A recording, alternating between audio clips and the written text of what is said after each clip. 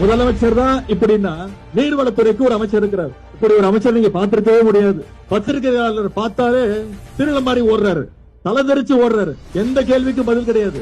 வேளாண் துறை அமைச்சர் அப்படின்னு ஒருத்தர் இருக்கிறாரு. வேளாண் பட்ஜெட்டை தூக்கிட்டு போய் திருப்பதிக்கு போய் பூஜை போட்டு கொண்டு வந்துட்டு இருக்கிறார். இதுதான் இன்னைக்கு இந்த அரசுடைய லட்சணம். இங்க இருக்கக்கூடிய அமைச்சர்களுடைய லட்சணம். எந்த மாதிரி அமைச்சர்கள் அமைஞ்சிருக்கிறாங்க?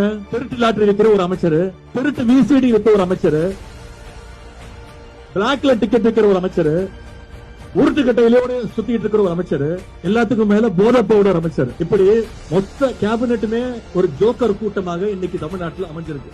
இந்த ஆட்சியில முதலமைச்சர் ரீல்ஸ் போடுறாரு, அமைச்சர்கள் ரீல்ஸ் போடுறாங்க, சட்டமன்ற உறுப்பினர்கள் ஸ்கூலு, ஹாஸ்பிட்டல், ஏன் பாத்ரூம் டாய்லெட் கூட விட்டு வைக்கிறது இல்ல, உள்ள போய் ரீல்ஸ் போட்டுக்கிட்டு இருக்கிறாங்க. 2 நாளா நீ பாத்திருப்பீங்க, 2 அமைச்சர்கள் அவங்களுடைய மாவட்டத்தில் இருக்கக்கூடிய பள்ளிகளுக்கு போய் அங்க இருக்கக்கூடிய குழந்தைங்க எல்லாம் வெளில வர சொல்லி அவங்களுடைய கட்சி பேரை கோஷம் போட சொல்லி அதை ரீல்ஸ் எடுத்து போட்டுக்கிட்டு இருக்காங்க. இத மாதிரி ஒரு கேடு கெட்ட ஒரு ஆட்சியே தமிழ்நாடு இதுவரைக்கும் பார்த்ததே கிடையாது. சென்ற மாதம் தொலைக்காட்சி செய்திகள் நீங்க பார்த்திருப்பீங்க, தென்காசி பக்கத்துல ஒரு நெல் கொள்முதல் நிலையத்துல நெல் முட்டைகள்லாம் தீப்பிடிச்சு எரிஞ்சிட்டு இருக்கு. அங்க போன தாவேகாவுடைய ஆளுங்கட்சியுடைய ஒரு மாவட்ட செயலாளர் என்ன தெரியுமா பண்றாரு? 4 கேமரா எடுத்துட்டு போய் செட் பண்ணி அதை படம் பிடிச்சு பேக்ரவுண்ட் மியூசிக் போட்டு அதை எடுத்து ரீல்ஸ் போடுறாரு. இப்படி ஒரு ரீல்ஸ் போடுற ஒரு அரசை தமிழ்நாடு இல்ல, இந்தியாவே இதுவரைக்கும் பார்த்தது கிடையாது. அமைச்சர்கள் மட்டும் இல்ல, அமைச்சருடைய சொந்தக்காரங்க அண்ணன் தம்பி எல்லாம் ஆய்வுக்கு போறான்.